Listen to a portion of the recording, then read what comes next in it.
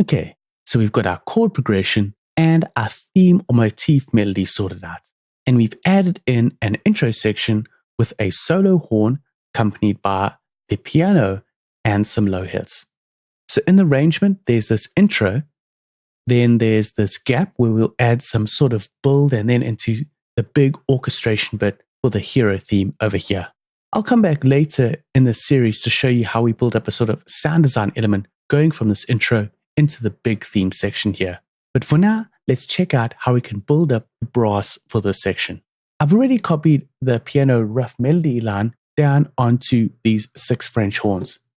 But let's go over this part and record in some mod wheel data so we can add in some expression and some dynamics. So I've got my left and right locator set up for that part. When I record in, it's going to record in the CC data for the mod wheel. Let's record this in.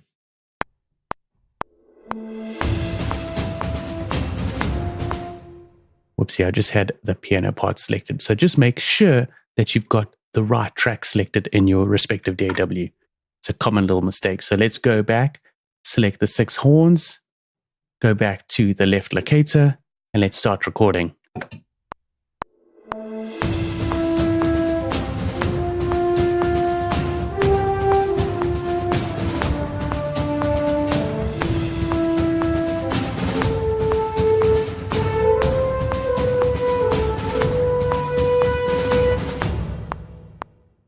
Cool, so that's recorded in some modulation data. You can see if I expand up, you can see it. And then when I go into the MIDI region and then open up the automation data, which is showing the CC data, if I switch across to the modulation data or the mod wheel data, you can see the modulation recorded in. And the higher that you bring this up, if I just had to select this and drag it up, the horns are going to get way more raspy. And if you drag this down, it changes the tonal quality and has less of that raspiness.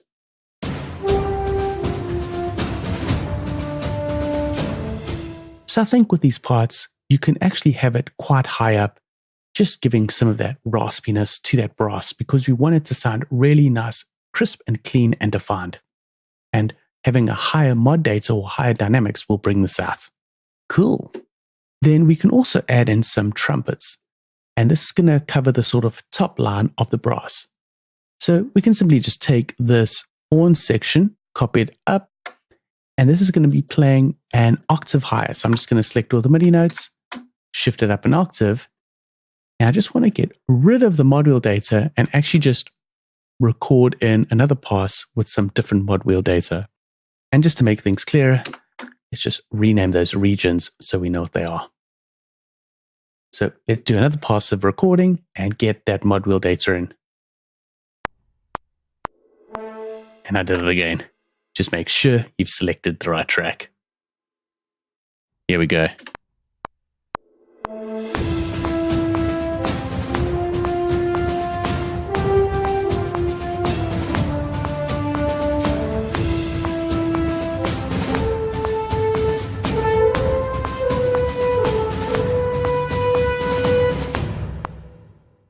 Let's take a listen and see if that picked it up correctly.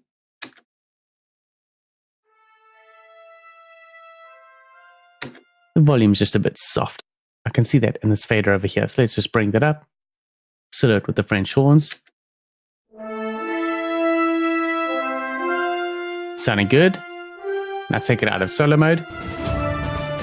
Bring the trumpets down. They actually don't have to be that high in the mix.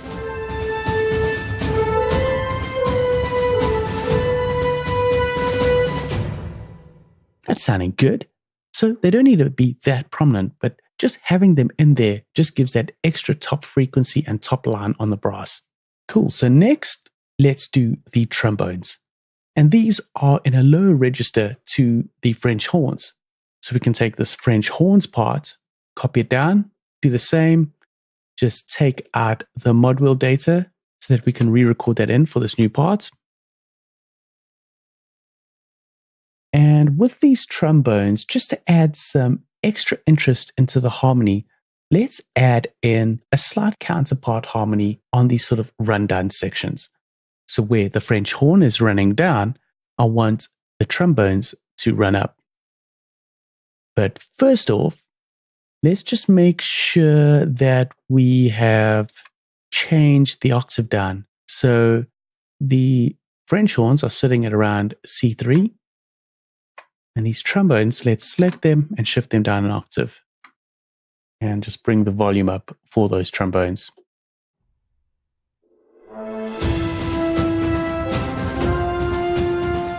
So before doing the counter harmony, let's just record in some mod wheel data again.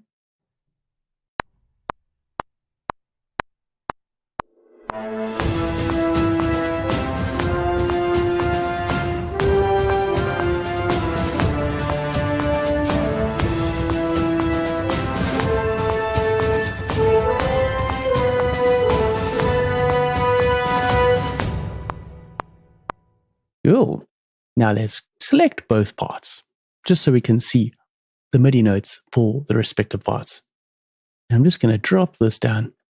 So you can see here, with this part, I want to add a counter harmony to it. So this is going G, F, E. Oops, I just lost that part there. Let's just grab them both. And then down to D. Now for the counter harmony, to harmonize this G, let's maybe try C, then to a D. That can stick with the E. That can go back to the D. And then maybe this can go to the D. So we've got this. Hear that again.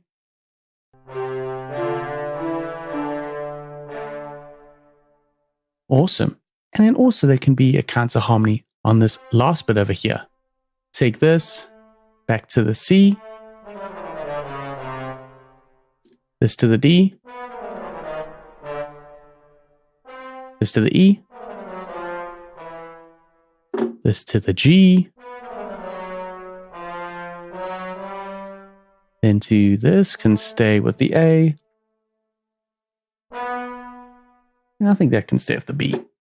So harmony-wise, this will be this.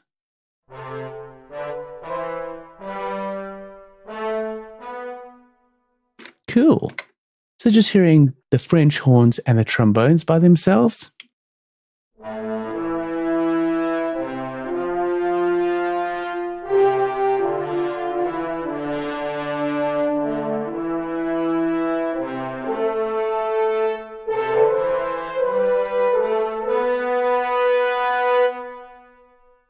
Yeah, it's working pretty cool. And lastly, in the brass, there's this Sembasso brass instrument that falls lower than the trombone. So let's simply copy this part down and shift it down another octave. Just bring up the volume.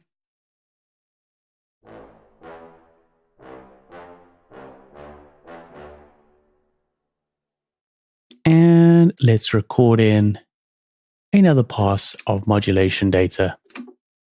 So here we go. Make sure you've got the right track selected and let's record.